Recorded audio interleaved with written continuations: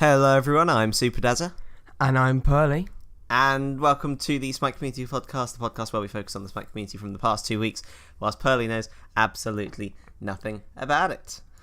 We're back. Hi, how are you? I'm good, thank you. How are you? I am very well, thank you. Good. What a good host you're. I always think of you as the host in these things, even though we're technically equal. Because you're always the one that's talking about things. I'm feel like a guest. Got the insight. Even though I'm just a recurring guest. Yeah. we don't have enough guests, we just get the same one back. Yeah. Budget's low. So we have a big podcast planned for today. We're recording this on Saturday, so the day before it comes out, which means that big reveal for the new god that Purley probably hasn't heard about yet is out, and we're going to be talking about him or her or something later on. Jormungandr. We've been through this. No, I meant you didn't know about the reveal. Oh, okay. Or the announcements. Okay. So, I mean, unless you do. I don't. There we go. So we'll be talking about a land serpent later on. Jormungandr. No, not necessarily. Jormungandr? No. We've been through this many times. Yum. Right. And we're going to talk about some new things that Hi-Res are doing in terms of patches and update notes and stuff like that.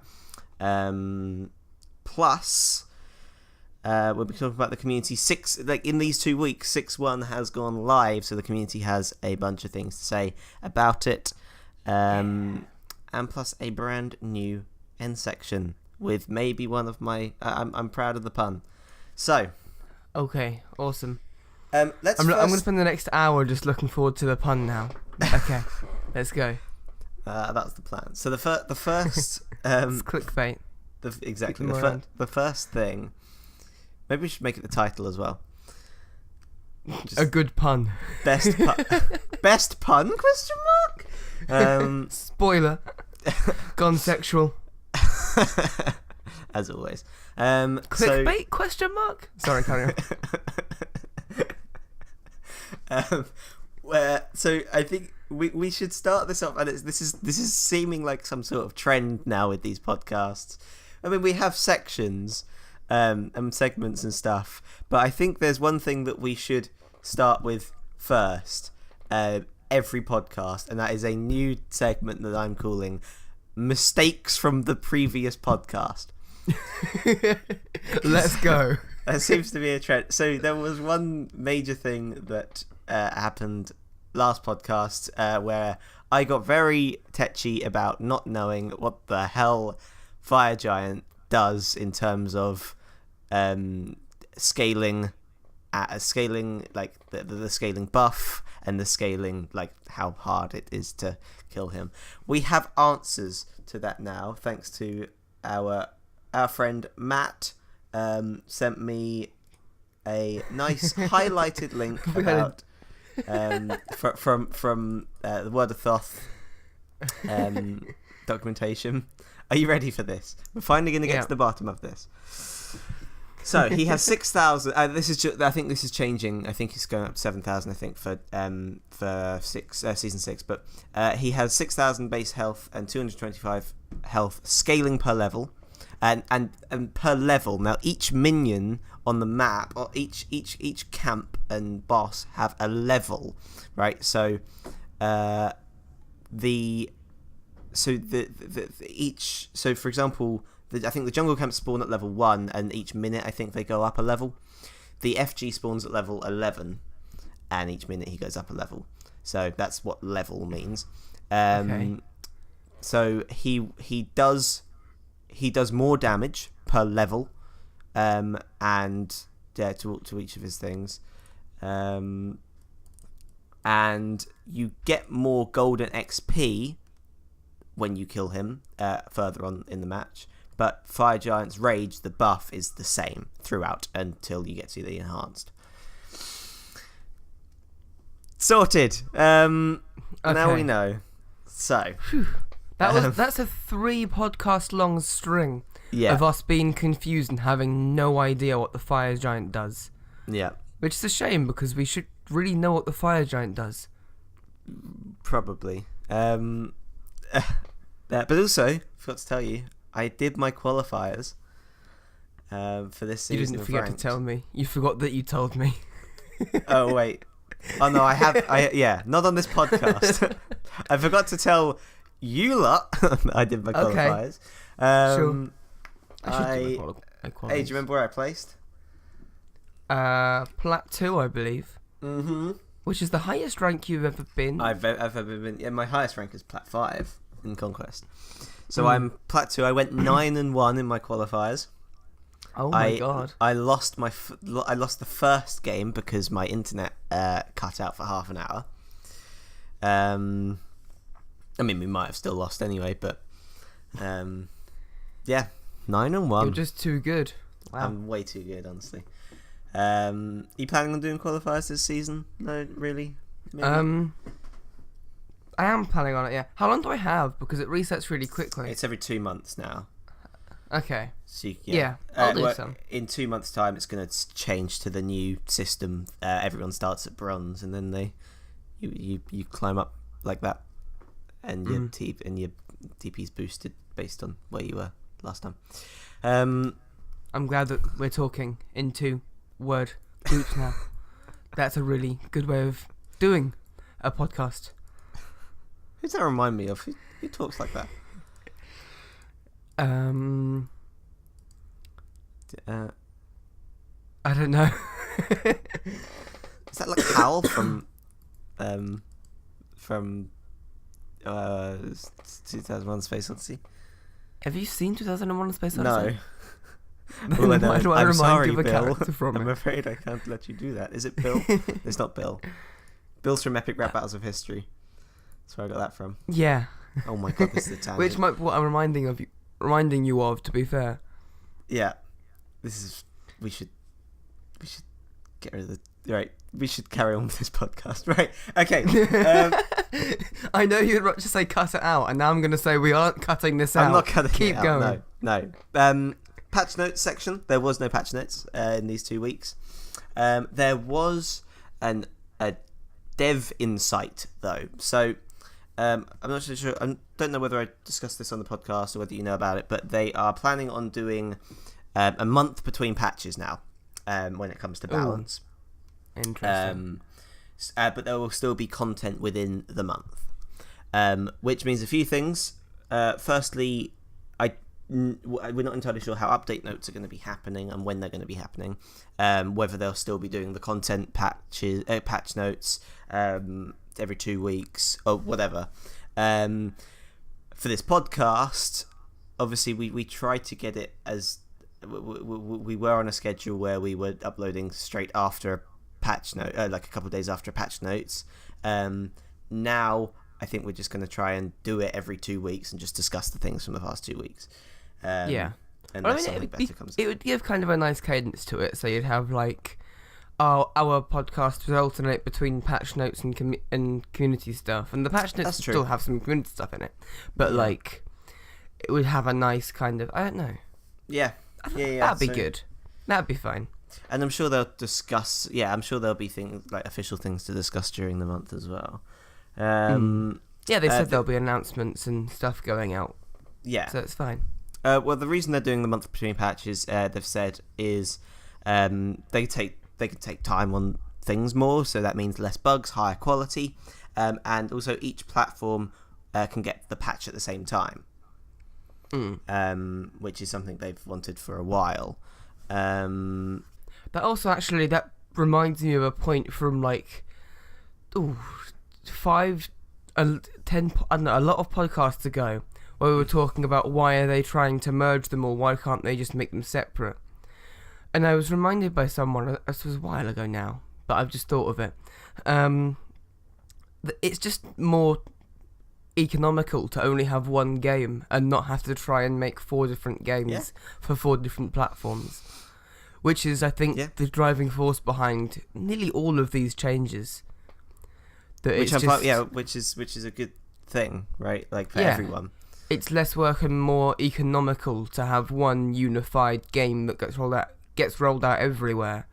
Yeah. Because also that game will get more attention and be more balanced and higher quality with more content.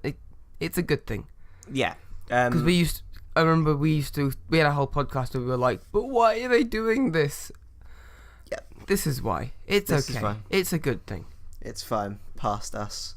I mean, obviously, balance is slowing down for this, so they can have more data for each patch.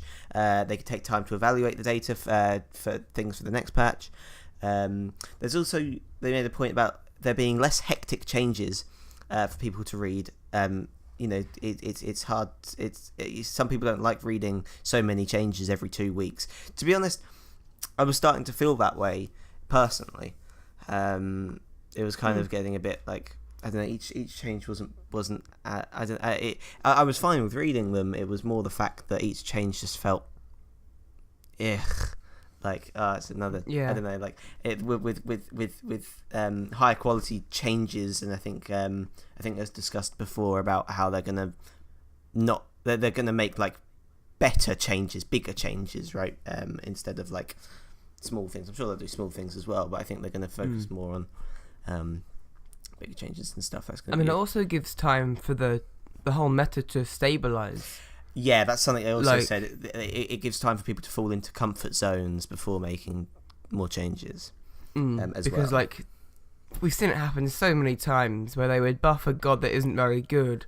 Everyone goes, they're OP now, and everyone plays them every game, and the win rates and the play rates go up.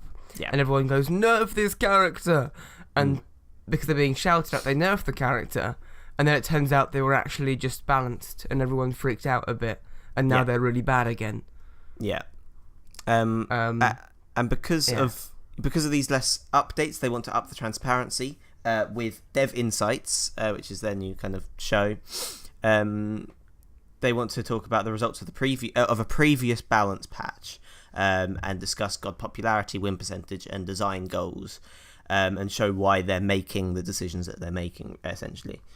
So the balance update part of the Dev Insight, they look at upcoming changes, so that more discussion can happen before the changes are actually made, and they'll also look at past patches, what they've called previews and reviews, which I think was pretty cool. That's nice. So I'm not going to discuss everything that was discussed in that discussion. There was a lot of things, little things. I've just picked out the big things here. They want to make Guardians and Warriors, and Guardians Blessing and Warriors Blessing.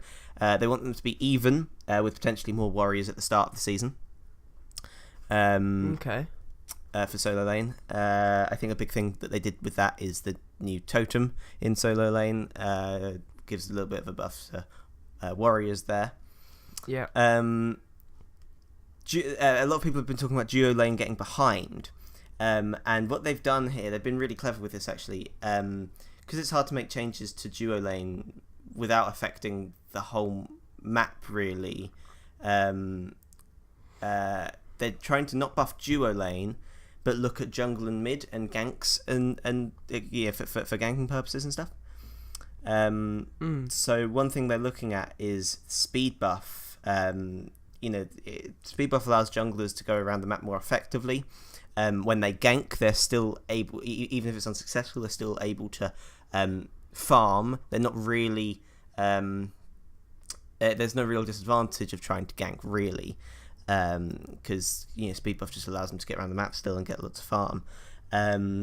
And also a big thing is they're quicker than the enemies without boots yet because of this speed buff. Which I don't know, so they're gonna have a look at. They're gonna try and have a look at speed buff. What do you reckon? Okay, that makes sense. Yeah, I think so. Yeah, because it's really been all of season 5. Duo lane has always felt behind. Because back in my day, the ADC would get the most farm. It's the word carry was really appropriate because it is really try and pour all the farm you can into, make sure you save all the kills for them, give them as much as you can because they are the late game hyper carry. In the late game, they are most of your team. Yeah. And it's felt much more in Season 5 that it's shifted towards mid, really. Mid, very much mid. And the ADC has to kind of try and be able to play from behind while the support runs around trying to grab farm wherever it can. Yeah. So looking at changing that would be interesting. It definitely changed the whole team dynamic a lot more. Yeah, I agree. So they're looking at that for 6-2.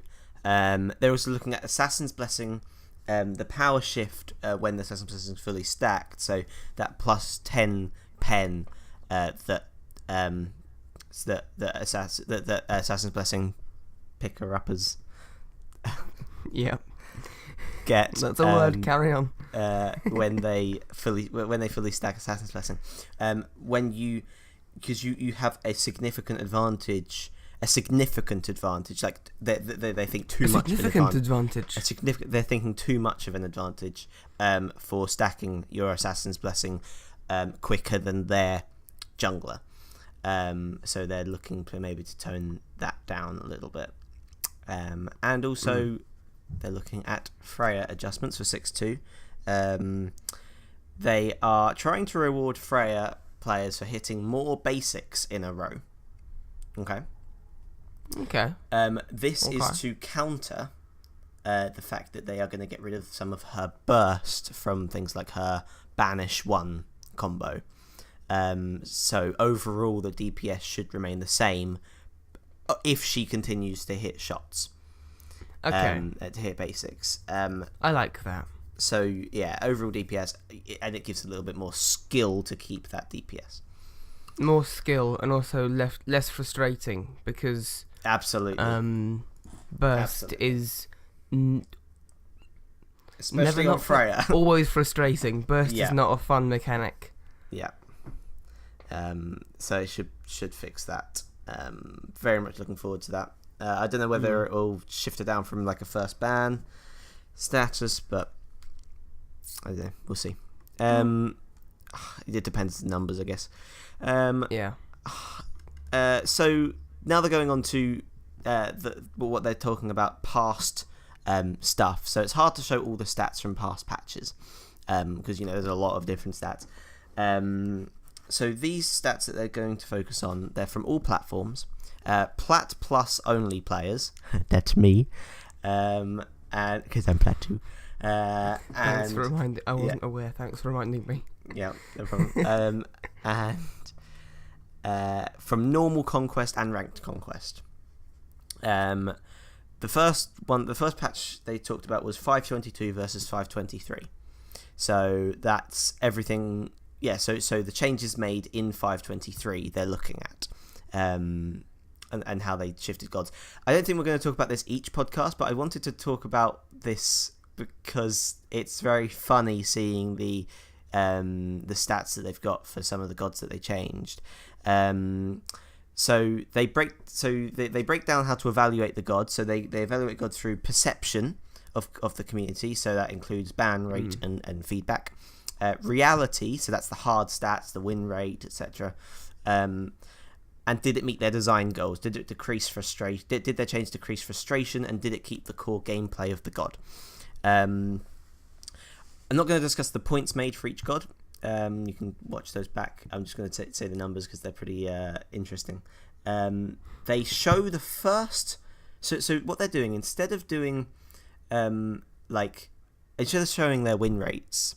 What they're doing is that, so first of all, they're doing win rate and popularity. That's what they're doing. So they're showing 523 versus 523 win rate and 522 versus 523 pick rate. But they're not doing it percentage-wise. They're doing it from 1st to 99th. Okay? So it gives a little bit more context and you can make comparisons between different gods, right? Instead of trying to pick up, like trying to work out percentage win rates and stuff. First being the highest win rate and popularity, 99th being the lowest win rate and popularity. Win rates are still like between 45 and 55 anyway, so there's not a huge difference between first and 99th. But I want to talk about some of these changes. So in 5.23, Upwatch was given a few duration changes. Some of the duration of stuff was decreased so that things ticked less. Right, his ult was on for less, and his 3 was on for less. Okay. Yeah. So this is very interesting to see. A lot of people were still saying he needed changes, but his win rate went from 29th to 75th. Right, and his popularity went from 78th, so he wasn't even that high popularity, to 96th out of 99. Ooh. So this is so interesting to see these. Like I'm unpopular, but so complained about. Yeah, I feel like this could get repetitive, like podcast after podcast. So I'm not going to go into numbers each time, but just for this one, this is just so. This is all just crazy to think about. This is an interesting one. Guan Yu, his boosted heal was increased from 1.5 times to 1.7 times. Not a huge amount of people talked about this, but his win rate went from the 39th to the 9th with this change. And his popularity, but his popularity only went from 89th to 82nd. See, it's very interesting. So many times they've been talking about trying to get across to the community, like, oh yeah, but we can't change this god because it's their win rate, and people are like, well, no, how can they be this win rate? Like, it's just crazy to think that they are they are the ones that know the most. Like they are the professionals. These designers are professionals, and no, they were. Yeah, sorry. Yeah, no, carry on. There was a long time, kind of early season 5-ish, before they moved to a more community-driven patch thing, where Pon kept saying things and doing things, and you could see in his eyes, you can see in his face, that he was really frustrated, because he knew who was good, and the community was wrong. But he can't say that to the community, because the community are what's driving him. So, now, obviously, they do things which are not technically what should be done to make the game balanced. Necessarily, because of what the community thinks is balanced. Yeah. And they've moved towards what the moved towards what the community thinks is balanced and what is actual balance. Yeah. And I just remember the whole time when Pon looked really frustrated when he was doing the actual balance and not the community balance, and he was like, "But this is what actually needs to be done." Yeah. Well, I'm glad that they're moving into a more community-based thing. It's games. Yeah, community drives games, right? Yeah. The example that sticks out to me is that Nike was never... Nike, yeah. Like she wasn't popular for a long time. 69%, I think, win rate or something. But no one liked her. She wasn't popular for so long, and Pon was like... He wanted to nerf her, but no one was playing her, but she had one of the highest win rates, and... Yeah. It's a funny thing, perception versus reality. Yeah, definitely. Definitely, and Nike's a big example that they bring up a lot, actually. Especially with Reddit and how united communities can easily be. Yeah, even in their often wrong opinions. Yeah, exactly. So, moving on, Hades got a movement speed buff and more protections for his ultimate. His win rate in 522 was 11th. So even before this change, his win rate was 11th out of everyone. This change brought him up to 2nd. In 523, he had the 2nd highest win rate out of any god. His popularity went from 77th to 37th. So, that's a big change. The mana is like huge right now. I'm loving Vermander. I've played him a few times in ranked this season, and he's extremely good. The changes made to his ultimate in 5.23 were big. His win rate went from 58th to 14th, and his popularity went from 93rd to 12th. That's ridiculous. Yeah, that's a huge. 7th from bottom to 12th from top. Yeah. Out of 100 gods. Yeah, and the last change they made, and the last change they spoke about was Cullen. They decreased cooldown on his ult. His win rate went from 96th to 96th. And his popularity went from 57th to 56th. So they're very open in saying that if they were successful or unsuccessful with a change. Obviously, in this case, they were happy to say that they weren't successful. I would be interested. It's probably a bad idea to make this information public. Like, if it was always public for all gods.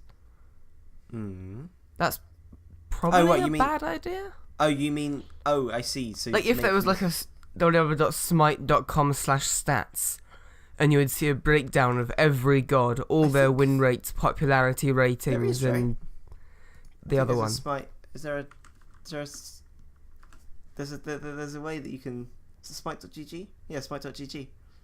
Really? Yeah. Yeah, check it out. There's like a ton of different things here. So right now it's on like 524. Oh my god! And it breaks it down per rank as well. Yeah, there you go. So look at that in your spare time. This is amazing. I could spend hours on here. Look at this.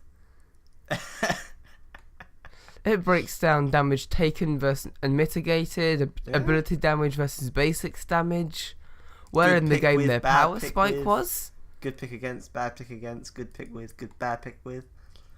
This is ridiculous.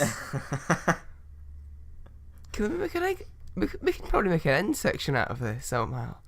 Look at all this. Oh god, what kind of end section? I don't know. I don't care. Like look at it though. Like a quiz end section, or like a just you going, oh my god, look at about 10 minutes. Like, the end of this podcast will be 20 minutes of me just saying, wow, oh my wow, god. Look at this. Yeah.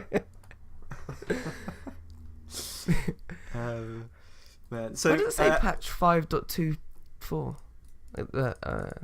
Because I think right now it's 524 stats. Oh, where does it say? Did you say? It says it up there. I just got confused. Okay. Yeah.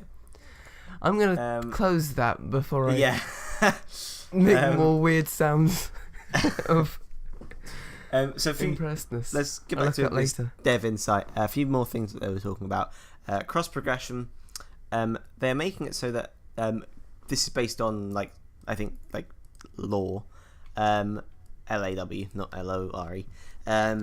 Xbox gems can be used. The gems bought on Xbox can be used on all platforms, but the gems bought on PC and Switch can't be used on Xbox. So a few things that Xbox have in their thing. So Nintendo and Sony are annoying. Not Sony, basically, because Sony's not doing PS4. You said, oh yeah, PC and Switch. Right. Okay. I didn't say PS4. I don't think, unless I got confused. And you probably said PC. I don't know. But all the purchase stuff goes onto all accounts anyway, so you can still buy something from PC and Switch and then get it on your Xbox account. Triumphant. Oh, okay. Here we go. So here's a different thing. Triumphant chests, which are the lowest of those winners chests, and godlike chests, which are the highest, aren't in the game anymore. The only two chests that are in the battle pass are the middle two, and the triumphant and godlike are not going to be updated with content. So That's a thing. Oh. They're looking at mouse and keyboard on console, and potentially even like having queues for just like for mouse and keyboard. So to put mouse and keyboard with like mouse and keyboard of Xbox, with like the with PC people in ranked, for example. Yeah. Or even, which makes sense. Can you use a controller on PC? For SMITE, yeah, I'm fairly certain. So potentially they definitely spoke about it. Moving that over to the console, people. Yeah, that'd be interesting. And I think you can. And also, SMITE on Switch is going to be free to play on February 19th. So that's 2 days after this podcast comes out. The founders, you can get the founders pack until the 19th, which includes the Dragon Emperor Scylla skin and a ton of other stuff. So yeah, Switch is going to be made free to play. Ooh. Very interesting. So that was the Dev Insight stuff. Again, I'm not going to be talking too much about that in the future, only like the big announcements and stuff. But yeah, it'll be interesting to see what they do with that. More official stuff now. We're getting to Jormungandr. It's okay. It lands a serpent of some kind. I don't know who they're talking about. It's a serpent. WAPF on Reddit says, WAPF says, high-res talk to us. Right, so they're essentially saying Season 6 started as a bit of a mess, and that's expected. Adding crossplay is a huge undertaking. I highly doubt anyone expected 100% smooth transition. What we didn't want was a complete and utter lack of communication. So, yeah, just going on about how we haven't really had much communication with things at the start of Season 6. Ajax responds to this. This is why it's in the official segment. We're very busy I was confused for a while. Yeah. We're very busy fixing issues. Even Isaiah and I, who usually talk to you, are spending most of our time digging into player bug reports for more info, passing those on to the proper team, specifying how fixed issues should be working, and then testing fixes. I haven't even had time to write the Jorm blog, I don't know who he's talking about, which is releasing tomorrow. My point is, it's very time consuming to create a list of everything we are working on and its current status. We have a tool that that we use internally called Jira, but it doesn't export to plain text, blah, blah, blah, blah, blah, blah, blah, blah, blah, blah. We appreciate your patience on this. Following the official Smite game Twitter is the best way to get updates. Blah, blah, blah, blah, blah, blah, blah, blah. Crossplay and roll queue look like huge successes to us so far. They definitely need things specifically adjusted, which we expected, and we are planning those for future launches. In the meantime, if you want more specific communication, it's best to be specific about issues. There we go. So they're working. It must be hard. So much stuff coming in Season 6, and keeping on top of everything that the community's saying. Yeah. And they're all kind of rushing around trying to get things working, and they're all working as hard as they can to fix things. Then someone goes, "What's going on? Are you done yet?" Yeah. And then the reply is just, "Working. Sorry." Which is fair enough. Exactly, yeah, as long as things are going smoothly. Cheddar Fanbro actually puts on Reddit, doesn't feel like a new season. And again, this is official. Does anyone feel like that? I get that they said they were happy with Season 5 and didn't want to make big changes, but honestly 6.1 feels like a smaller patch than some of the ones we got during Season 5. It's just missing that new season feel. For example, Season 3 introduced a new Joust map and tons of new items. Season 4 made Bumba's Mask 500, allowing for the purchase of it and another starter. Season 5, brand new map, starter item overhaul, stuff like that. Season 6 has the new Gold Furies and Fire Giant, but in the grand scheme of things, it's not like a new thing. And the totem. First of all, what do you feel about that? You've played some Season 6. Yeah, it feels like Season 5. I said this ages ago when they first announced that they were happy with Season 5 and didn't want to change it too much. I said, sure, you've made a great thing. Well done, that's great. But in order to prevent stagnation, you've got to throw a spanner deep into the works to make a new season. Doesn't happen that often. And it's just, it's there to be refreshing and to, yes, when you do it, you'll probably get a tank meta or a burst meta or something's going to go wrong. The game won't be as balanced. But it's going to be different and exciting and fun. Yeah, potentially. Then you spend the whole year ironing it out, and by the end of it, you've got a thing you're proud of, and you start again, and it keeps everything interesting. And my throat stopped working halfway through that. I personally, I do agree to some extent. I think the thing is, I've probably had more fun with Smite in the last couple months than I have ever. And that's also true. It is very fun right now. Yeah, and to be honest, it feels like we haven't had too much of this. Like, it feels like we haven't had too much of this very balanced state that end of season 5 was. Really, we haven't had much of it. So in a way, I'm kind of upset that there isn't a huge change, like you said, to season 6. But also, I'm happy that it's staying in this state that when we can play it for a bit more. Is there any way that they could for a month or two have a season 5 version of the game still up, so you can kind of retreat to your season 5 thing that you know, while also trying out season 6 where they remove halving potions? Do you mean or whatever? Do you mean making it so that more people are going to more queues and spreading out the community even further? Okay, fair enough. But Hires Ajax said comments on this, saying this was mostly intentional. We have very positive, balanced feedback and only a few core problems to address, so we chose to focus on those and keep gameplay changes a bit smaller than previous seasons. We also know that out-of-game content is very important to our players, so that's cross-play, cross-progression, bug fixing, etc. Expect this trend to continue. Some things I'd like people to ask themselves are, does more stuff really need to change? How would it make the game better? Are we just conditioned for more change, and that's why we expect more? Is change for the sake of change a good thing? Honestly, based on previous stats and feedback, it seems like the new season patches were overwhelming for a large population of players. Maybe not for you super smiters on Reddit, but for many others. We decided as a design team to avoid change for the sake of change, to focus on quality over quantity, and to cater more to that population that struggled to keep up with such rapid and intense balance changes. We'll find out if this was the right call once more data comes in, but Season 6 is looking like a big success from a lot of core metrics, even with growing competition and frequent downtime. I'll be reading through these comments for sure. We have some pretty big gameplay changes still planned, mostly to tackle specific problem cases in Conquest, duo lane mostly, but I'd like to see what everyone thinks and how our different communities react to less frequent and less extreme change in Season 6.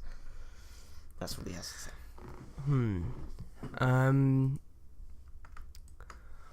Me personally, I disagree with the whole, there is no change. Like everything that he said there didn't address my personal concerns, and I still maintain the points that I made. But it made me think of two things. First of all, I'm not the only person that plays Smite. True. There are a lot of much more casual players who haven't been playing for as long and don't have any fatigue setting in. Yep. Which I've had for years now. But new season patches help to delay it. And the other thing is that they're a company with only a finite amount of money. There's a finite amount of work they can... If you think about patches in terms of work, like total work done, cross-platform and role queue and all the stuff they've been doing for Season 6 is a lot of work. It's several complete code overhauls and also moving to Switch. Yeah. And Merlin. And Merlin. In terms of raw work done, this is the amount of work that would normally go into a new season patch. Yeah, probably, yeah. Over the last few months, the work has been incredible. Over the last few months, yeah. And they probably, don't have room to try and effectively make a new game by completely changing the balance and then balancing the new balance and internally figuring it out.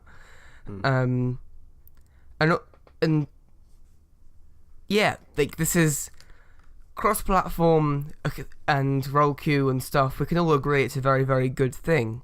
And if it's going to happen, the amount of work it needs to be a new season patch. Yes. And definitely. This was the right time to do it, and yeah. Yeah, I agree with you. And also I feel like the fact that they're saying that season 6 is looking like a big success from a lot of core metrics means that they're doing something right. I don't know how that's going to affect the long term. Maybe like you said, it's gonna fatigue people a little bit more in the future, and people are going to get bored of it. But for now, they're doing the right thing. And then when maybe people get bored of it in the future, they can do a big mid-season patch. Or there's mid-season patches to come. Yeah, and I feel like if they do mess up dual lane a little bit, I feel like a tiny change there can have massive ripple effects throughout the meta. So it'll be interesting. Yeah, exactly. Another official thing: Titanforge are looking for a full-time lead UI artist, and a UI art intern, and a UI programming intern. Sorry, please help us. So, yeah, that's cool. That's quite funny. But yeah, so they're obviously listening, I guess. Obviously the main takeaway there is they're listening, they're trying, they will do better. They're trying to do better. Yeah. And if at this point they'd have gone, no, our UI is good, and they'd stuck by it, which a lot of companies would do. I would have much less respect for them than when they just go, yeah, okay, we made a mistake. Yeah, absolutely. We're going to try and fix it. Sorry. Yeah. So we have one more thing to talk about in official, just a little thing. There's a new god coming to the game. This is just a little thing. There's a new god coming to the game. New god is coming in 6.2. That means apart from 5.25, which didn't add much anyway, I'm not really counting it as a patch, we've had 3 sequential god releases in patches. What's the new god?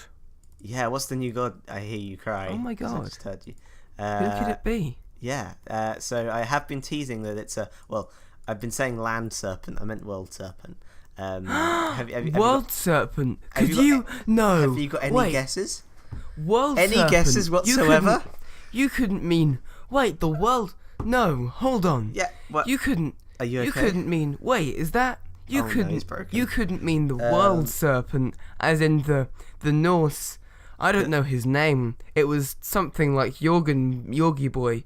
You couldn't possibly mean the Norse world serpent that wrapped himself around the world and could eat his tail, and who can't be knocked up or banished in game because it would involve making the god model go weird, so it's going to do a different buff to him. You couldn't mean that guy, could you? No. Oh. Yes! It's, Yes! That went on for much longer than I was anticipating. I got caught in my own little loop and didn't know how to get out. Oh my god. So, they have released a blog post about Jormungandr, the world serpent. I need to lie down. That was a lot of effort. Okay. I'm not going to discuss this whole thing. If you want, you can take a look at the blog page. But who is Jormungandr, first of all?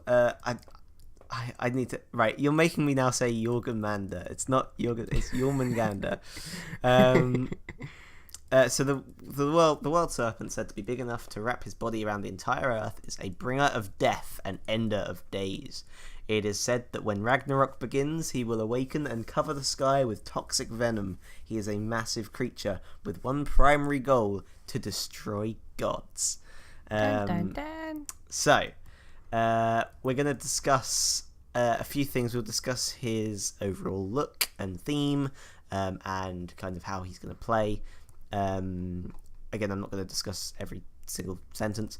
Let's start with his... So they always do, for these blog posts, they do the theme, visuals, personality, and perspective. His theme is massively monstrous. That's it. He is just fucking huge. His visuals, he is the largest god in the game. He is awesome. Also, I think his hitbox is the same as Kepri's, which is the biggest hitbox in the game. And I think he's the tallest god, I think. And he has, which means his camera is like, I think, further out as well. I think it's zoomed out a bit more and a bit higher. I remember when Kepri was released and it was like, he's massive, but it's fine because he's horizontal. This is going to be a tube the size of Kepri. Jesus. He has a unique body type anchored to the ground. His personality, dutiful, focused, and violent. And his perspective, he is viewed as a threat to the god's way of life. So we've discussed a lot about Jormungandr before. We know that he is just a head and neck out of the ground, and his kind of whole body is underneath it. So the final Jormungandr met all of their design goals. He's visually distinct and true to his lore. His scale would be the main challenge. Finding the right size and shape to make him big but still playable within Smite's rule set was no easy task, is what they're saying. So his kit, he is a guardian, first of all. He revolves around his concept of size.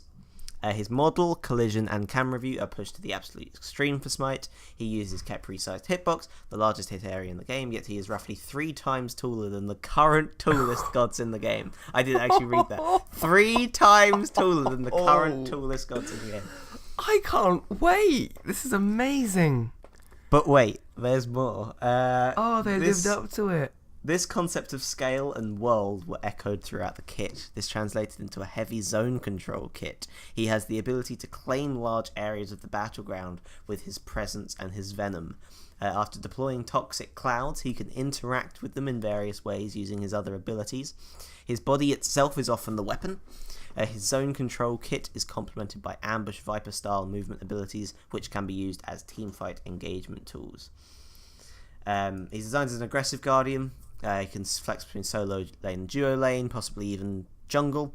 But the thing is, I think for the last 3 god releases, they've said they could be in jungle, and none of them have been. So I feel like they've got a little bit there. This type of gameplay fits his visual depiction well, as he clearly deals magical damage through the poison. So they're kind of making him. There's questions with Cerberus and stuff like, why make him a guardian, not a warrior, right? But they kind of made that into you can see these different magical effects and stuff, right? Which is similar to what they're doing with Jormungandr. He does more fighting and less healing or protecting. Feels properly tanky to match his colossal size. His unique gameplay features: he's immovable. His passive, he is immovable. He cannot be knocked up, knocked back, grabbed, pulled, banished, vortexed even, so like Poseidon Whirlpool, or moved from the battleground in any way. Instead of being hit by these effects, he has a weakness effect applied to him, slowing him and causing him to take more damage for a short duration.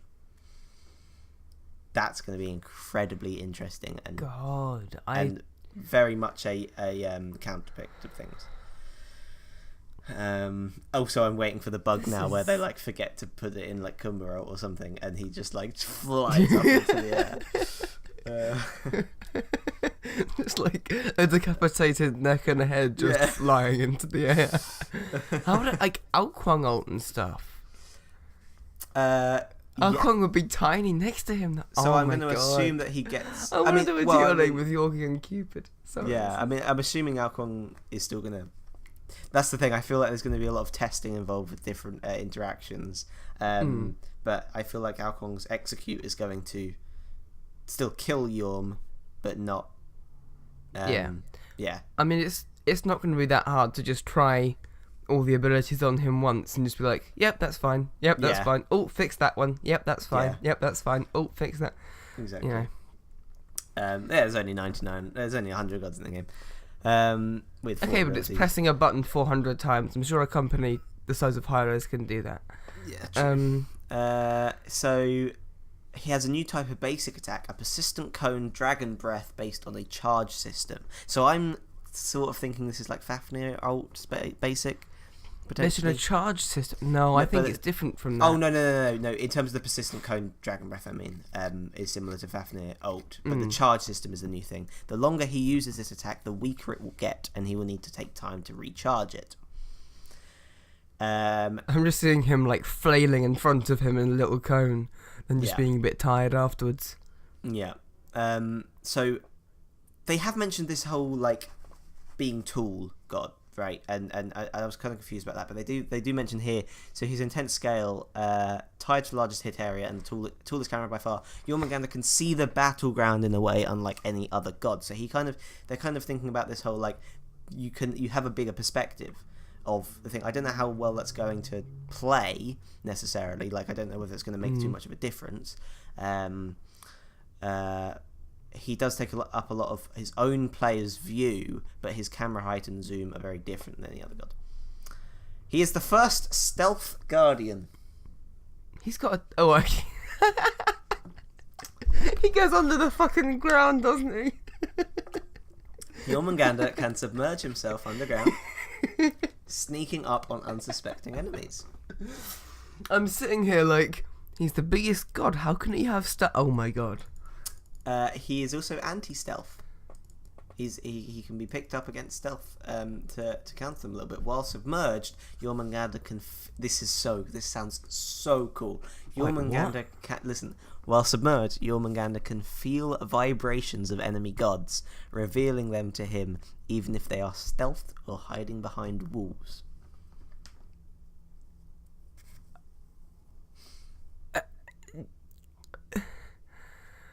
I haven't stopped smiling for the last 10 minutes.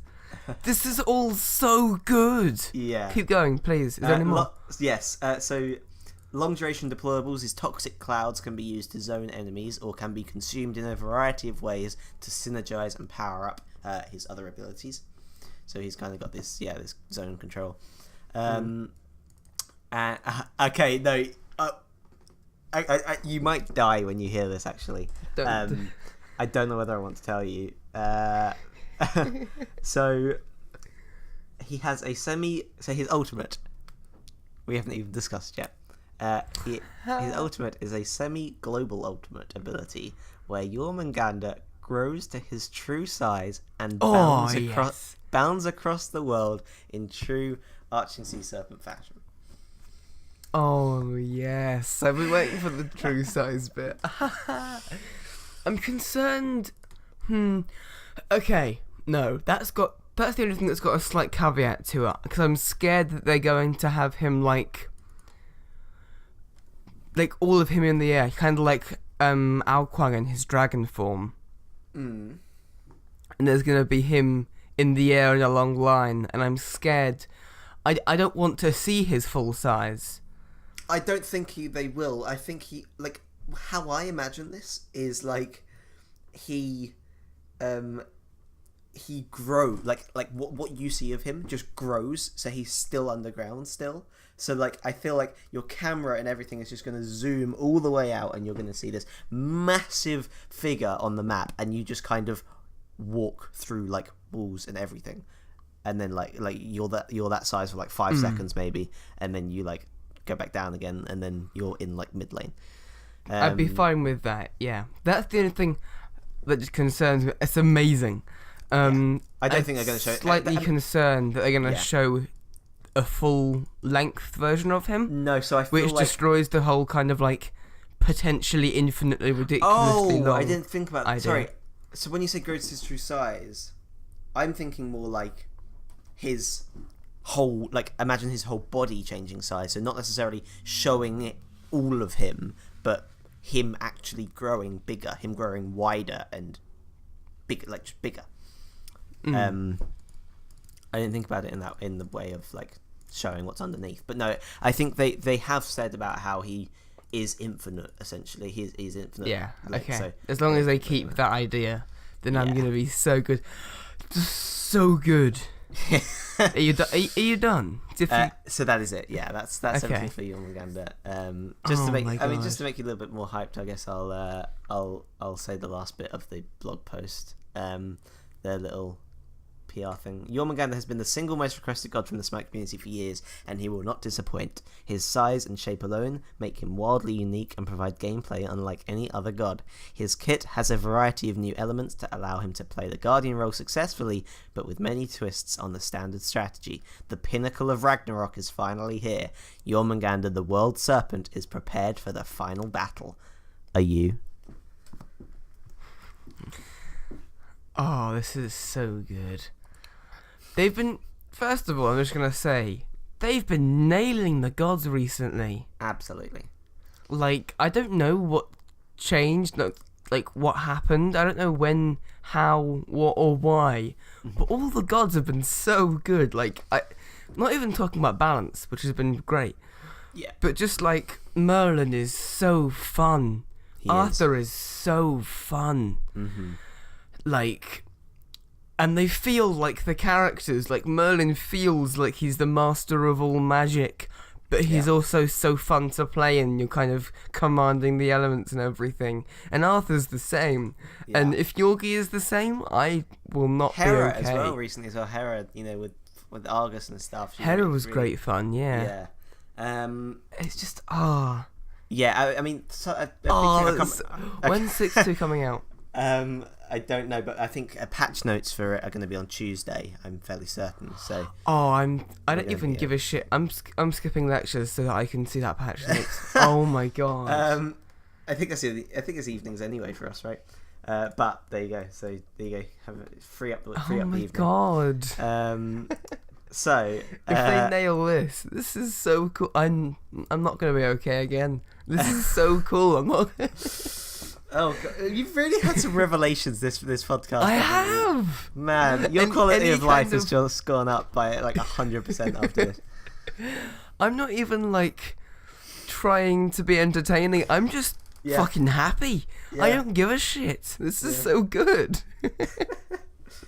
So do you like it? No, it's a bit shit, really. Yeah, fair enough. I mean, one thing I can't remember when they spoke about this, but like the fact that they have the thing is, what they've been trying to do with this, like around God 100, right, and this event and stuff, they've been trying to, like, beforehand they could, like, I don't know, like years ago they could have said, like, they're trying to make a unique god so they can make a basic attack mage, right? But nowadays everything's been done. Like, all the fundamental things have been done, and so you need to change things up with, like, the combo stances of Arthur, or the triple stance of Merlin, or like the World Serpent, and different things in order to make things different. It's just, I don't know. I just want to see footage of him in game. Yes. I want to see Cupid next to him, because that's a dual lane you could do, and they're both aggressive. It might work. And you wouldn't be able to see Cupid, so it'd make it even better. Yes. Like, we've talked about before how, like, they got stuck in a little rut for a while, where they made, in order to try and be original, they made overcomplicated. And they kind of got deeper into it, and kind of Kernonos was in that, where he's got 4 stances and it's too confusing for a new player and that sort of thing. And then recently they've really nailed the original, yet simple, yet advanced and complicated if you want to, and fun. It's so good. Absolutely. So let's get away from that. That is we talk about this forever. You don't get away from the World Serpent. Thanks, Alexa. So let's go on. Let's talk about the community now and what they have to say about 6.1, which was released within these 2 weeks. So obviously we have a suggestions segment and a community segment. There are going to be suggestions in the community segment, but specific to 6.1. I've kept the suggestions as, like, things that aren't related to 6.1 necessarily. Okay, sure. So, first of all, Livy Rivy says, there's something missing from the Battle Pass that makes it really fun in other games that Smite should adapt. So have you had a look at the Battle Pass? Are you familiar with the Battle Pass and the rewards and stuff like that? I'm going to say yes. Is that a no? Yes. All you need to know is that there is... I don't know. I kind of agree. Right off the bat, I agree with this in the fact that there are 4 skins in it and everything else seems like filler. Especially the fact that they have a lot of currency and booster based things in these filler things. So, we went through this last podcast. I recall this now. So Livy Rovey says one of the most interesting features in Fortnite's Battle Pass. Are we allowed to say the F word? Is that? Do we bleep that out? Bleep it out. Yeah, definitely bleep it out. Make a note for the timestamp that was. So yeah, I'll remember that. Yeah. Cool. Is the weekly challenges you collect and do. Fortnite goes balls to the wall with all kinds of crazy objectives like their loading screen, scavenger hunts. Yeah, they also have things like, go to this specific part of the map and do this thing, that kind of thing. But there's also a ton of challenges that add up to give you lots of free ranks the further into the season you are, just from playing the game normally. The challenges work out to be not only a fun objective. What? My throat made a funny sound. Carry on. I was drinking and then my throat wanted to talk for a while. I didn't want to talk, and my throat made a sound anyway. The challenges work out to be not only a fun objective, but also a great way for people who purchase the Battle Pass later in the season to rank up quickly, thanks to all of the stacking challenge objectives. I think this type of system should be much more emphasised in Smite. Maybe objectives a little more out of the way than just play a game of Clash. Maybe there should be specific objectives you have to reach, like using the Totem of Coup 5 times or getting enough execute kills.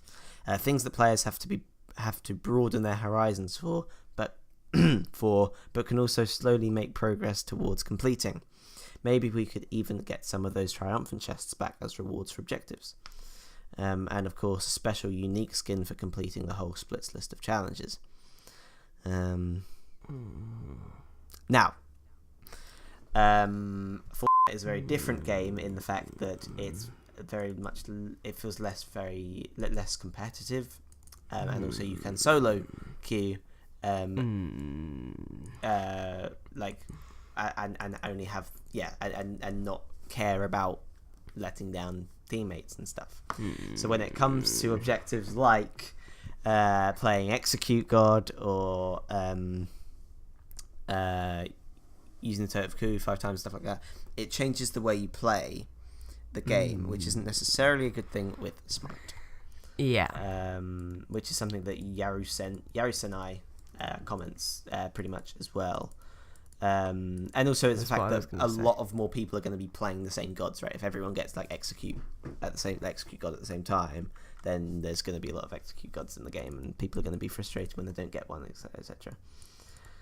Yeah, and they'll play characters that aren't good because they want to get the achievement, and then when kills are stolen from them, then it's going to be even more frustrating. They're going to start flaming. Yeah. It just, so Yarusenai says it just wouldn't work in a MOBA environment like this. You couldn't really add silly challenges either, because what would you even add? Run a lap around the arena, we'll have fun. So yeah, it's unfortunate that not many people, because I would love these to work, but do you think it's a good idea? No. So I think I think maybe in things like adventures, depending on what the adventure is. Adventures would be fun. That's a good idea. But I think that in any game mode, not just Conquest, in any game mode, if you're going out of the way to do quests, the only thing that really works is who you play and what you play is really the only thing. I mean, they have added things to the Battle Pass quests, like jump 15 times before the assault timer starts, and stuff like that, right? Yeah. And I think it would have to be completely inconsequential to gameplay, though. Yeah, and data mining suggests that they're like global emote after killing a god or something like that, is one of the quests coming, something like that. But sure, it's you have to be very careful with doing different things like that because and it seems like they are trying to do things like that, but it's just it doesn't work in this.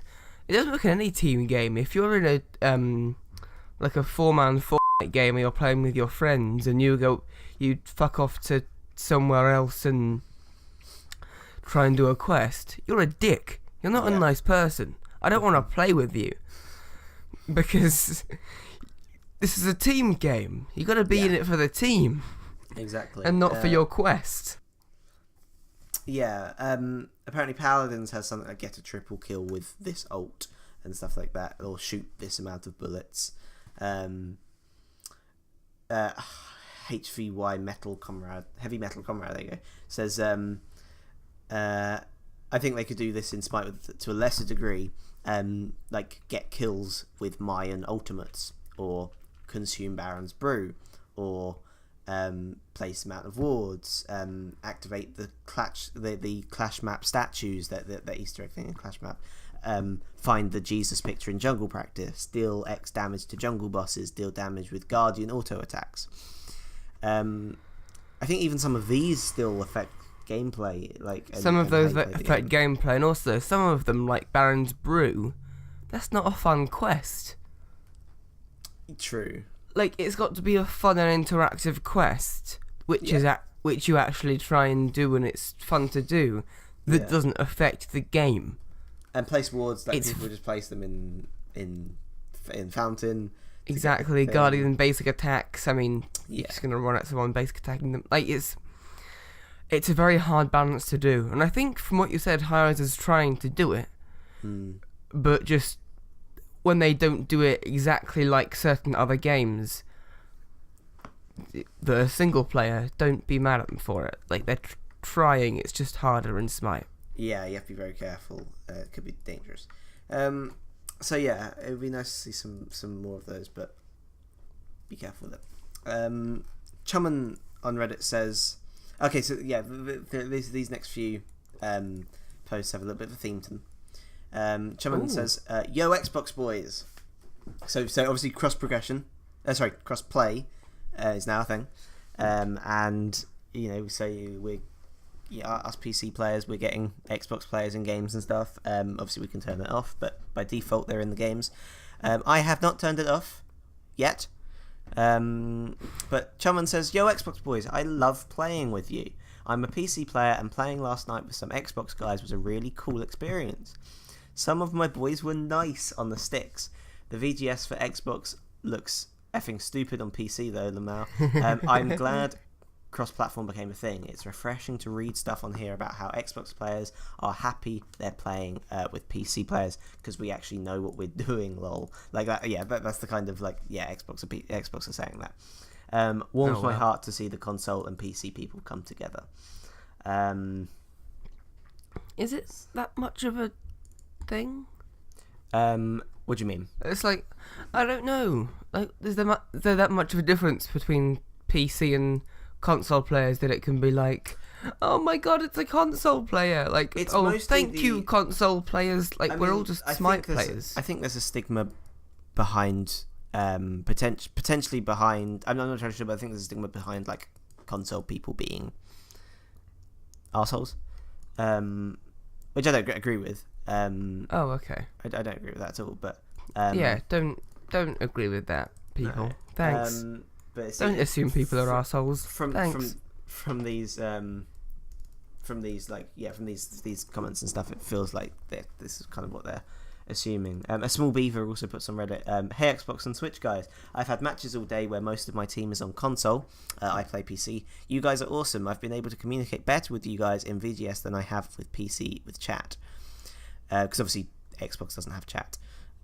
Significantly less toxic as well when I have a bad game or two. Just wanted to say I'm enjoying this whole crossplay thing." And I mean, yeah, go on.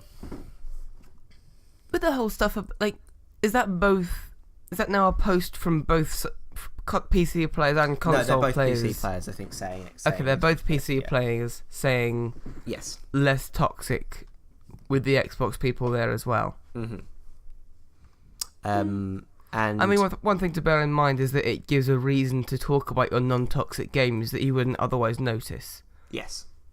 But still. Yeah. I've7vom also puts on Reddit. Unpopular opinion. Platform doesn't determine skill or skill ceiling. Is that unpopular? I think so. I think, personally, I think that input method does potentially, change your skill. But I've7vom says, he's read loads of things about, people saying people are bad on different things and stuff. Here's a few points he'd like to share. Smite is not a super aim-intensive game in the bigger picture of gaming. It's not an FPS game. Smite has a lot of straight-line abilities that are easy to miss regardless of your platform. A good player is determined by not only mechanical skills but also map awareness, which you can have on either platform. Let's not forget there's some really good pro players that came from console. Biggest being Paul, who was like the highest ranking guy, I think, in ranked on PC last season. Console players do currently have a few disadvantages, like Relics not going off upon activation. I think that might be a bug, and not having text chat for communication, which is probably a big thing. But yeah, what do you think?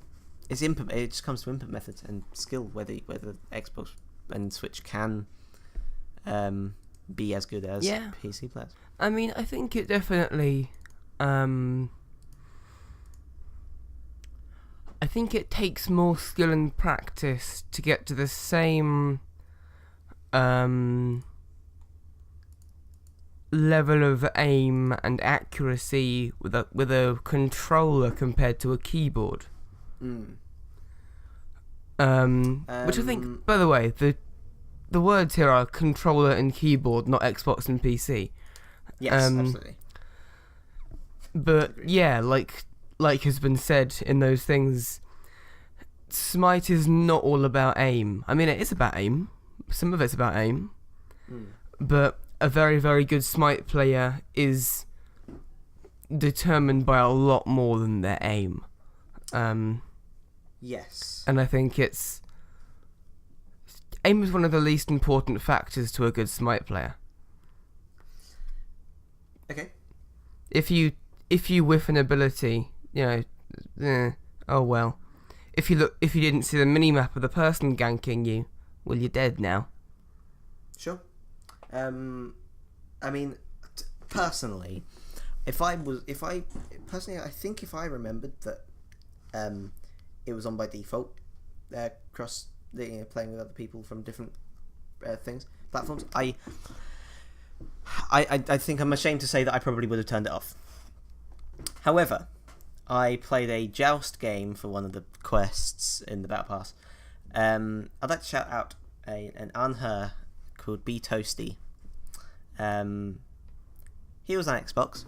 He was on my team. I was playing Ganesh. He went 9-0 in the joust game. And Anher, as an ADC, as someone who requires aim as well to do pretty well, 9-0 is not too shabby. Also, thing to bear in mind is that as controller and keyboard kind of get intertwined and intermixed and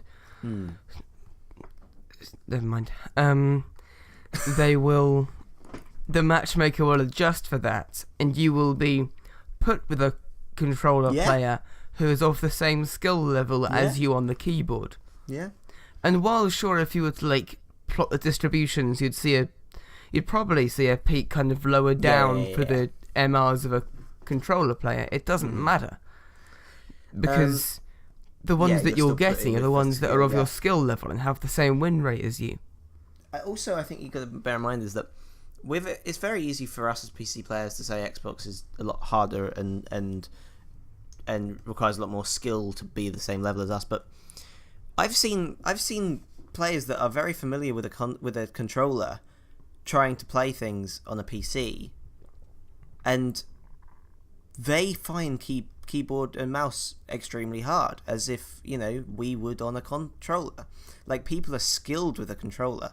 Like, there is skill, like people are skilled, people know how to play on a controller. Just because we don't as PC players doesn't mean other people don't. So that's something to bear in mind as well, I think. Yeah. So, there you go. Shout out to the So players. don't necessarily hate your console peasant friends, but PC Master Race for the win. Next.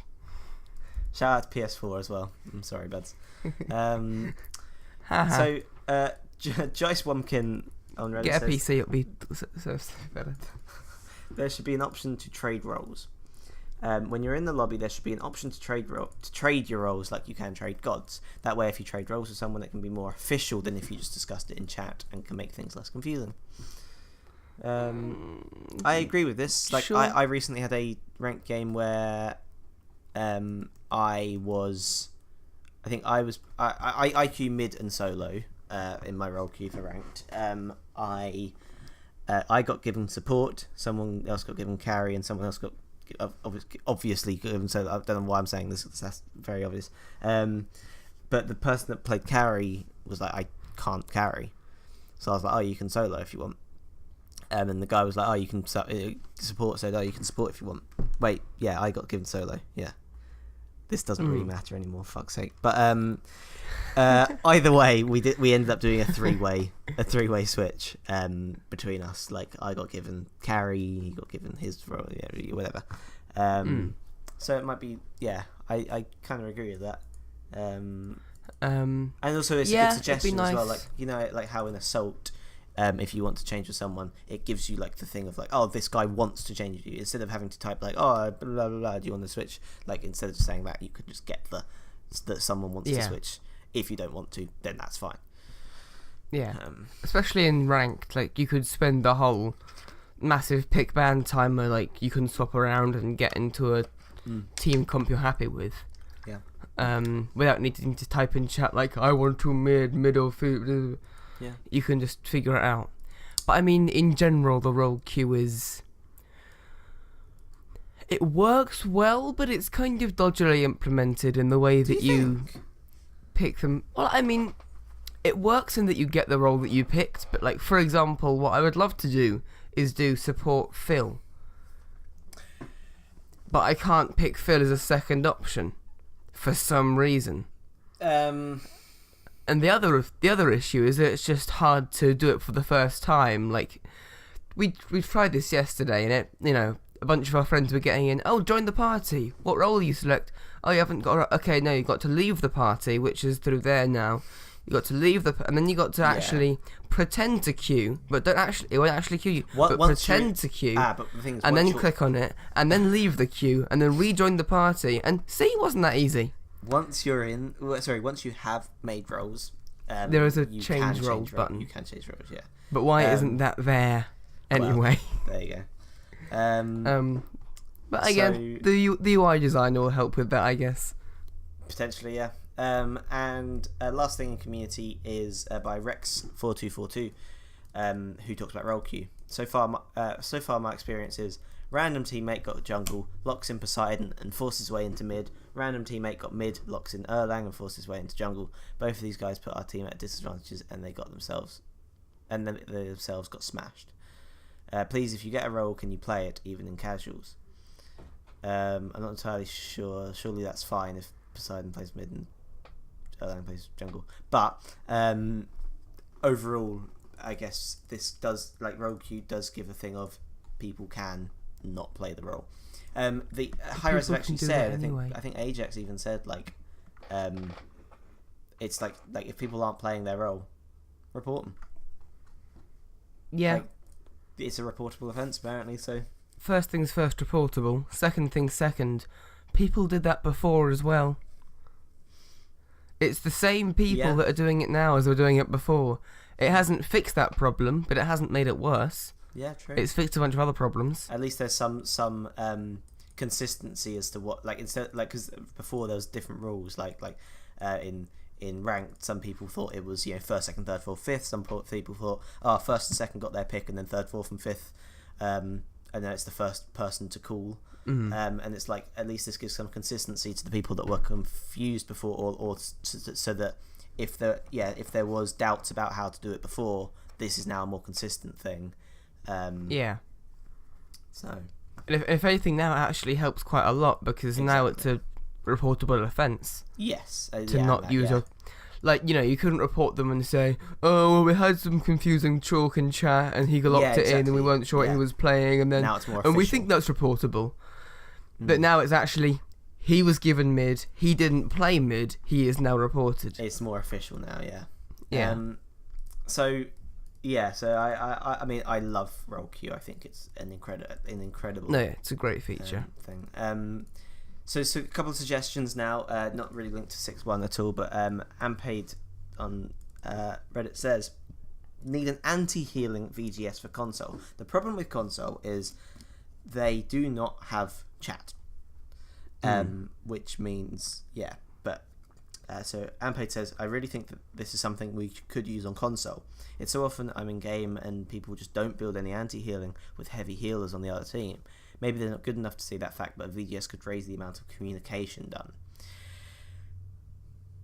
Problem with VGS is you can't add to it. You can't add to it, and also there's a lot of different things like that as well, like that we type in chat and that could be added for a VGS. Not even necessarily on console, but on PC as well. Things like, you know, enemy ultimate down, type in chat, Erlang, or something, right? Like, we need to.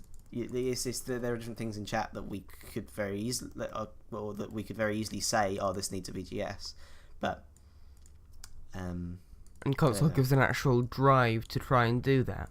But it's going to need a big rethink of VGS to get it to work, because there are so many voice packs, thousands of voices, and you can't message the voice actor that did Pirate Sobek 3 years ago and be like, hi, we need one more line, please. But also Fried Chicken on Reddit says, need VGS for Relics, honestly. Someone brought up wanting VGS for Need Anti-Heal recently. But to be honest, the only VGS I want is something to talk about Relics. Relic is down/ready. Enemy Relic down/ready. For PC, it's as simple as saying for us, you know, Zeus beads or whatever, but there's not that quick response for console. So, I mean, they said I wouldn't mind if this is it something that slowly got implemented over the course of a year or something. They think it's going to take a year to get all the voice actors. Funny joke, to account for the difficulty of getting old voice actors to come back. Someone mentioned how Sobek and Humbats did not have their own voice packs in some capacity for some time. There's a difference with that. That was about 3 or 4 years ago. Yes, that was A, about 3 or 4 years ago, and B, it was 2 skins, not all the skins. Yeah. And all the gods. Yeah. That would be missing these voice lines. I mean, because console is such an exception, without the text chat, I mean, it might be best to add a purely text version, like a whole group of VGS lines that are new VGS lines that wouldn't play any audio and would just type it in chat. You could just in the same way that they added the cooldown on Ultimate is down a while ago. Like, I don't know, like a reminder. So like, instead of it being typed, you could like get something up in the corner saying like, oh, this player's reminding you to buy anti-heal. Yeah, that'd be cool. Or, you know, this person's telling you that his speeds are on cooldown for this amount of time. Like, and again, it's not hard to just add brackets after any ultimate down with the god name there. That would be helpful and wouldn't need voice actor recording. Yeah, and then you pick the god based on what 1, 2, 3, 4, 5, I guess. Yeah. That is it for the main part of the podcast then, and everything coming up. Favorite part? Do I need to say it? Do I need to say it? Yes. He goes underground and detects the fucking vibrations of other gods walking that are selfed. Why did I even ask this question? Okay. Oh no, I'm done now. Okay, good. That was the key example. He's 3 times the height of the tallest current god. I want to see him in game so much. Jormungandr. Jormungandr. No. Jormungandr. That's the one. Cool. So, end section now. It's a brand new end section. It's pun time. This one is going to be called in Retrospect. Oh my god, you're a genius. And that's amazing. So it kind of this end section is going to kind of fit into a similar theme that we've been going through in this podcast. Which is looking back at things and seeing how they've gone, right? You're such Insect. That is the best one. Insect Respect. That's so good. It rolls off the tongue as well. I like that. Yeah. So I mean, we've discussed in this podcast about how different updates have done with different gods. We've discussed how we've discussed in respect of what 6.1's done for us and stuff like that. So now let's go back a little bit further. My idea is that we go back in this like end section. We go back over some of the changes made to SMITE. Specifically, I'm going to go back to the mid-season of last season, and talk, because then we had opinions and the community had opinions, but we've now had 6 months, 7 months, something like that, to let it sink in, and I thought it'd be a good thing to go back and look at some of the systems added. Not necessarily balance, because balance changes and methods change and stuff from 6 months ago, but systems that have been put in place, how we think about them now. One of those things is, I guess we could talk first of all, in 5.13 the commendation system was added. I think originally we were kind of maybe a little bit pessimistic towards it, because I don't know, it was a little bit like, it felt a little bit just kind of put in there and not really much else. I don't know, it didn't feel like it was doing much. I stand by that. You stand by it? Yeah. Yeah. I don't know. It still feels like a weird add-on system. Mm-hmm. It feels like I commend pretty much everyone anyway. I tend to get commended every game because I'm not a dick. I commend everyone else that isn't a dick. I guess it serves as a slight punishment for people that are a dick. But the thing is, I don't think it does. Reportable. That's the thing. I disagree. I think that's the thing. I think commendation system, I think overall is meant to commend people obviously, but also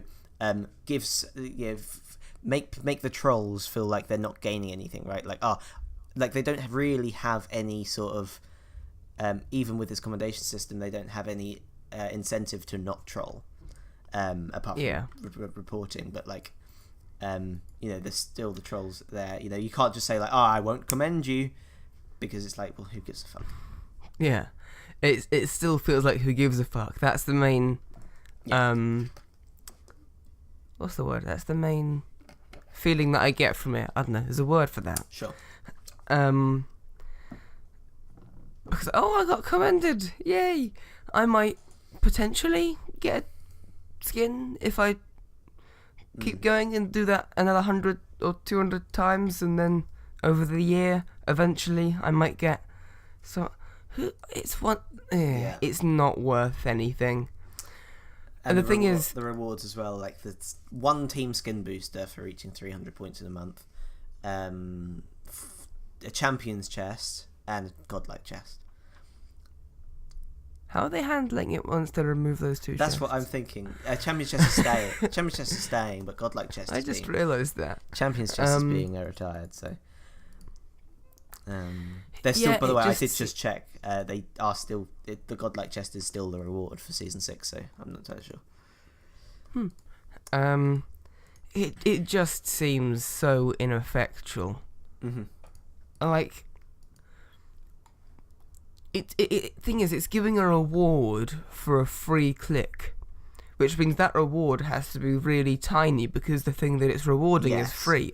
Yeah. And doesn't cost anything. Yeah. And that just means that it all seems stupid and ineffectual and effete, really. Yeah, I mean, the only thing you can really say to trolls is I'll report you. But if there was something bigger on the line, like, I don't know, you don't get this reward at the end or something. I preferred the tip system. I forgot about that, just reminded me of the tip system. I preferred that system. Why did they remove that system? Because I actually tip people because it's like a little, oh yeah, you did all right. Have a little tip there. Oh yeah, you carried me. Have a. I guess it gets rid of what you're getting as well. So like your fantasy points are, you're giving away some of your stuff, the stuff. That exactly, it costs something. Therefore, the reward is, the reward is equal to the cost. If it doesn't cost anything, the reward isn't going to be anything. Personally, I didn't use FP tipping. Personally, which is, and I think that might be a thing for a lot of other people as well. Like, I use it very rarely. It really, what that does is it commends the really nice people, but not necessarily, again, doesn't punish the bad people because they have to be really good. For me, they have to be really good in order to get an FP tip. So like with the FP tipping system. What about a rate your teammate system? With the FP tipping system, actually, I'll get onto that. With the FP tipping system, it was like, it was putting the trolls and like the really good people together, right? They were getting the same reward, which was nothing. And I don't know. But what you just said about rate your team, I was thinking this actually yesterday. What if even your MMR or rank or how much TP you get is based on like how your team thinks you played? So for example, I was feeding my brains out in one of the games. I feel like I didn't deserve as much MMR or TP as some people in the team that were carrying me. So like they should be able to say like, oh, this player didn't play very well, and as such my rank should not be as high as theirs. I mean, the immediate issue is that you'll get toxic people who didn't enjoy their game who are going to give everyone a rating of 1 out of 5 or whatever. I don't think it should factor into MMR per se, but maybe if it... I mean, this is a change to matchmaking, so it's a big undertaking. But if it just kind of factored into casual queue, like if you tend to be rated 5 out of 5, you'll get put with other 5s. And then there can just be a cesspool of ones that we don't talk about. I think in League, don't they have in League of Legends a priority queue, an unpriority, really toxic players get put into a less priority queue. I believe the system, and bear in mind that I'm going to be wrong, but as I understand it, the system is that when you get reported by enough people, you then have to play 10-20 games in the queue, in a different queue, in a reported people's queue. Yeah. And it's not like you're reported, we're gonna look over that, we might ban you or cost you whatever. It's just play 10-20 games in the lower priority scumbag queue for a bit. Then come out again and don't go back because it's probably not fun in there. That's a good system, but it would be copying it's kind of not. Yeah. I think a rating system could work. I don't know.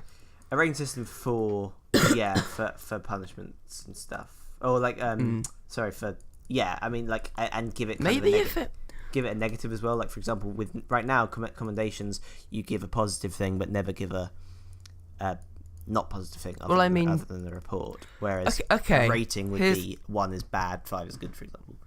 Here's the system. Everyone gets rated from -2 to 2. Okay. 0 being nothing. Sure. But, and the trick here is that it's weighted and it's adjusted depending on what you rate people. So if I'm a toxic person in a toxic game and I rate everyone -2, that's averaged out and weighted to be zeros. Yeah, I see. If I always range between -1 and 1 in my reviews, it gets stretched, so it's between -2 and 2.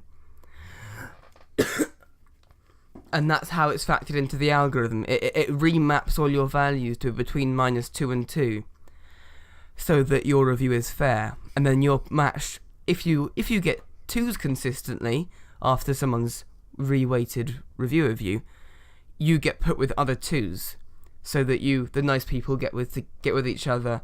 The not nice people get with not nice people. What do you lot think? Tell us what you guys think. Like, what would you That's make my of system, and it would work perfectly. As a commendation system, it worked perfectly with it. Okay. You should be a designer. No flaws at all. No. So let's move on to another feature then that was added in 5.13. Timed queues was added in mid-season. So that's queues counting, queue timers counting down. I mean, I honestly, can I just say this change was maybe one of the best changes Smite has ever made. Really? Yes. You went a different direction to where I was going. Really? I mean, I was gonna say it's not fair to review this change without reviewing the whole matchmaking changes that came in that mid-season patch, because yeah, I mean, it goes hand in hand. The queue timers were changed along with the matchmaking change to make it work. Yes. And while I don't... That was a siren. Yeah, I heard that. While I don't like They're after you. They don't like the fact that you don't like this time queue system. While I don't like the timed queue and because it adds this whole like, come on everyone get it, oh you're gonna be late, we gotta get, oh we just missed the queue, let's wait for 5 minutes again. Yeah. It's not a fun feeling to have just missed the queue. But at the same time, queue times overall with the matchmaking system, queue times seem shorter and matches seem fairer. Mm-hmm. So that kind of little complaint doesn't really matter. That is the only complaint I can see about the whole thing, and that's the thing. That's why I think it's such a big change, is because that is the only thing that is the bad thing about this, and that's like so minuscule compared to everything that was changed with it.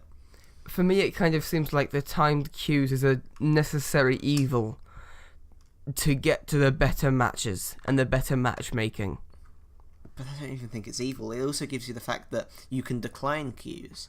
That's you can good. see how long Okay. you can see how long you can see if you have time to pee. Like, that's very useful. Yeah, it's very useful. And don't tell me you haven't used that. No, like, I have. exactly. But I just like thinking back to like a long time ago when there was like the pre-made queues and stuff, and it still applies to modern ranked. But the pre-made queues could be like 15 minutes long in season 1. And we always sitting there like, I need to pee though, but it could pop any second. Like, exactly. you can need to pee 2 minutes in, and you're like, but what if it pops in the next minute? And you're like 15 minutes later, but what if it pops in the next minute? And you gotta sit there waiting for it. So yeah, I think time queues are one of the best things that they've added. Is it bad that the peeing argument swayed me? Yeah, I prefer the time queues. Ranked Conquest was changed to be solo only in 5.13, which had a very big backlash in terms of what the community was saying. I think recently, though, they discussed about how the number of people playing Ranked stayed very consistent during that, but matchmaking got better. So overall for the game, it was better. However, personally, that's not the only metric. Exactly. I mean, I haven't played a lot of Ranked over the last half a year, so I don't feel like I can really weigh into the matchmaking contribution. But I can say that's an invalid assumption, saying that the number of players staying the same, matchmaking improving, that doesn't factor into it. Okay, it does factor into it, but it doesn't mean that it's worked, because people who were duo queuing before, they're still going to play ranked. They're just going to solo queue and be a bit unhappy about it. Well, we have a couple of friends that did duo queue before, but don't queue anymore because of... And they don't queue anymore, yeah. But for each of them, there seems to be two people that like the change so much they're enjoying in. I think personally... Yeah, personally for me, I play ranked a lot. I try to play every split, but I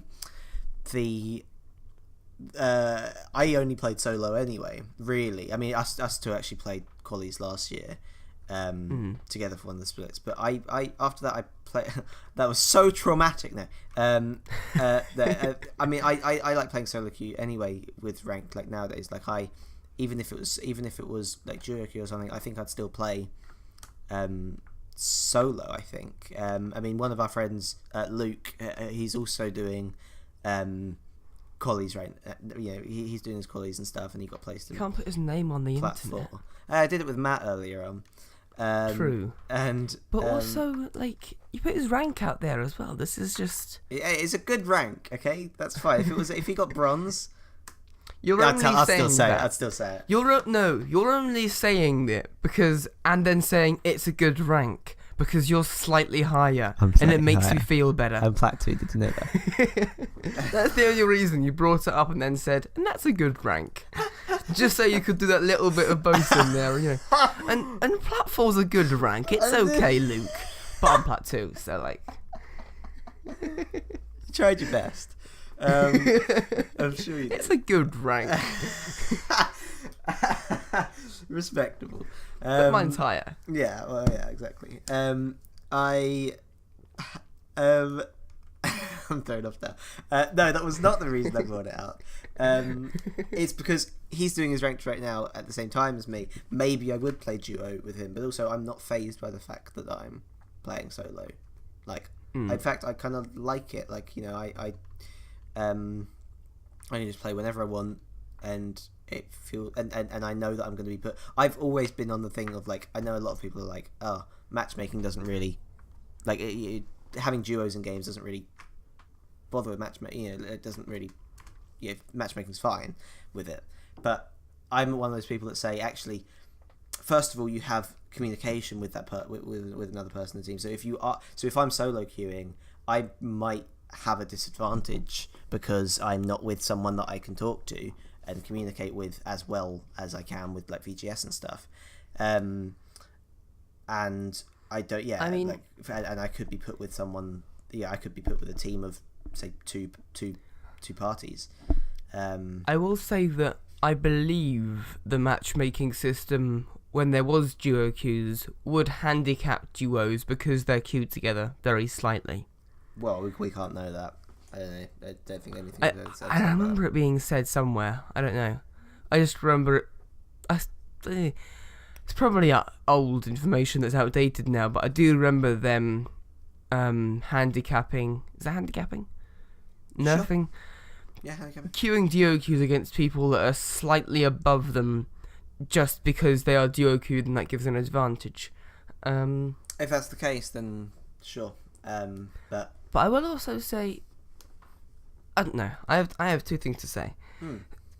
It does feel nicer, and this is a weird non-quantitative assessment, but it just feels, it's got a nicer feel to it in that it's just all the ranked players thrown into a pit together. Yeah. No teams, no duos that are going through it together. Yeah. And you are just assessed on you, and every single individual player is assessed based on them. Agreed. It feels better that way. I like that. Yeah. But also, you can't say that it's worked because matchmaking's improved and the player bases stay the same, because people are just going to keep playing but be a bit annoyed they can't play with their friends. And you have no way of assessing how happy people are in the game. Sure. But also without their friends and with their friends. Obviously it should be fun and ranked. Like I think that's probably the number one goal for Hi-Res and stuff in Titanforge is for people to have fun. It is a game. But also you do have to I think in certain cases you have to put competitiveness over or on the level of fun, in order for the overall for it to be fun. Really, like it has to be competitive enough for it to be fun to everyone else, right? Like if it's becoming uncompetitive, then for a lot of people it's going to become unfun and casual.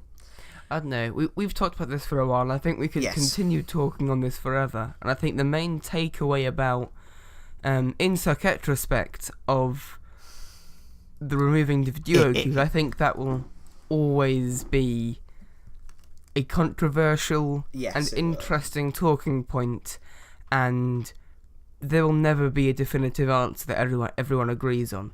They've said that they might bring it back for season 6, depending on how matchmaking goes and stuff.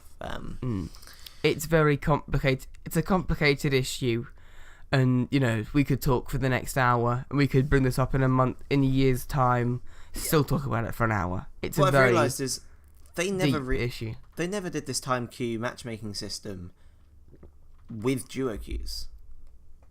Like, maybe if they did that, maybe they'd see actually matchmaking is... Well, because it was changed in the same patch, wasn't it? So, we never... they never got to really get the data of that. Maybe if they do duo queues, maybe the matchmaking is the same. It's the same level. But, so there used to be trio queues. Yeah. Back in day. So let's move on from that. It's controversial, definitely. So last thing I want to talk about that was added in 5.13. It's a little thing, but extremely. It's like one of the best quality of life changes ever. Fountains now tick more quickly and for smaller amounts while healing allies or dealing damage to enemies. Fountains have new particle effects on damage and heal. Fountains no longer affected by anti-heal, including not getting hit by Aegis. And players exiting the fountain will retain the fountain healing effect for an additional 1 second.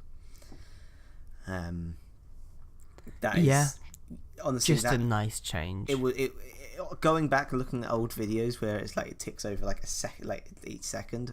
Oh god, it's awful.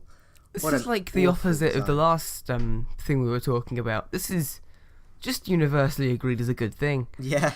I mean, it removes like when someone's trying to kill you in base, and it's like whether the ticks will go and anti-healing factored into it, and it's it was just so messy before. Yeah. And it's just nicer now. Yeah, definitely. Not much more to say about that. And the additional effect and additional healing afterwards means that you can use an ability to go out of base and sometimes get that mana back for it as well. Whereas before it was kind of RNG whether you got it or not. So I mean, it's one of those things. We talked about it before, where it's like it's effectively RNG. Yeah. When something is, I mean, it's predictable, but it's just kind of so irregular and weird that it's kind of basically RNG when you get there. When will it next tick? When did it last tick? Well, it's weird and annoying, and it's better now. Yeah. Yay. Awesome. Ending on a high note. Yay. Thank you all for listening. And if you have anything that you'd like us to talk about, whether that's anything from the next 2 weeks or just anything in general, then do hit us up in the comments or at NomNetworkYT on Twitter.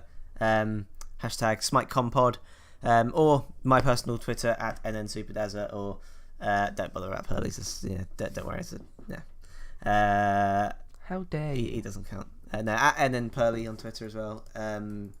Both of us are on there, and that's pretty much everything. Next week, I'm gonna say it. You're gonna say it. I'm gonna say it. Next week he's saying it. Potentially. I mean, we will keep you updated on Twitter and stuff if it's not. But next week, awards for SMITE Community Concepts, the Year 3 Anniversary Awards, the annual slightly awards. Belated Year 3 Anniversary. No, we're doing it around the same time as the other ones. But which were also belated in January. But yeah, annual awards. If you don't know what it is, We cover all the skin concepts from the whole year. Pick out some favourites. There are certain categories, nominations. It's an award ceremony. It's fun. Check it out. Pretty good. So yeah, that's it for the podcast. Thank you very much. We're also thinking about we're always thinking about changes and feedback and stuff to the podcast. So if you want, let us know how you think about the podcast, whether we could do anything differently that would make it more entertaining, then do feel free to let us know. But feedback is always welcome for anything. Absolutely anything. Adding your hair sucks. Thank you very much for watching. It's very similar to yours. Not watching. Maybe you did watch. Maybe you watched the whole video. Maybe just you stared at the logo. Intently staring at the stationary logo, which may not be stationary forever. We'll see. That's one of the changes we're thinking about. Right, okay. Anyway, let's not get too much into that. Thanks for listening, everyone. And take care. Bye-bye.